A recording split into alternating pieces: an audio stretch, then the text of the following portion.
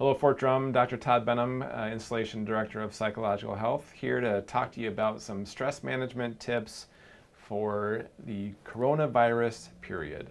So a few things just to think about if you're quarantined at home, or maybe you're still going to work. Maybe you have kids at home for the first time in quite a while, and maybe you're trying some new things. I want to help you just think of some different ways to help manage your stress during this time.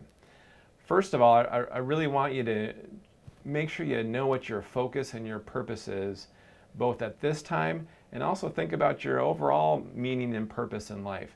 Now, that might seem like kind of a big task, but that will help you get through this period.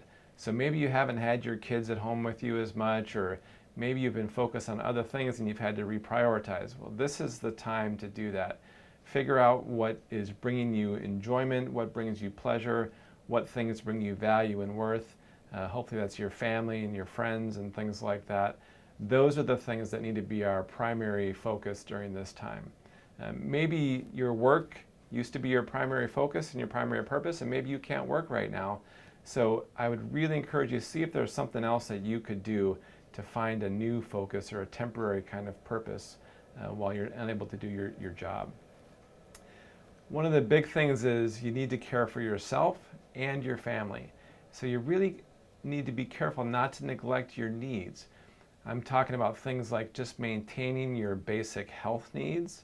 So are you taking care of appropriate nutrition, appropriate exercise, sleep, and activities? All of those things are very important when it comes to maintaining your personal health and well-being. And you certainly don't want to neglect relaxation. If you can, find somebody to help you maintain those basic needs. So maybe you have somebody that's a significant other, or a spouse, or a family member, or a parent that's living with you, or maybe they're not, but find somebody that's going to help keep you on track to make sure that you are doing those basic elements of health and well-being. Again, are you eating healthy? Are you exercising? Are you taking care of your needs? You could also do some simple relaxation and breathing strategies. Those things can be very, very helpful for you. In times of stress, sometimes we even hold our breath for a period, or we get real tensed in our muscles. So even now, as you're sitting there watching that, see if you can't pay attention to your breathing just for a second. Are you holding your breath? Is your body tense? Is your body relaxed? Even just a couple of minutes of breathing every hour can really help you calm down some of that stress or anxiety that you might be managing.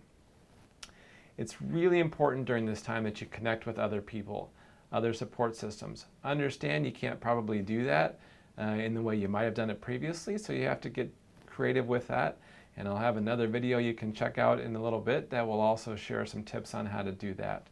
But think about how to maintain your engagements with some of your maybe civic organizations, some religious organizations, faith-based organizations, that sort of thing. Some of you I've seen have been cleaning things in your house that haven't been cleaned in many, many months. I highly support that.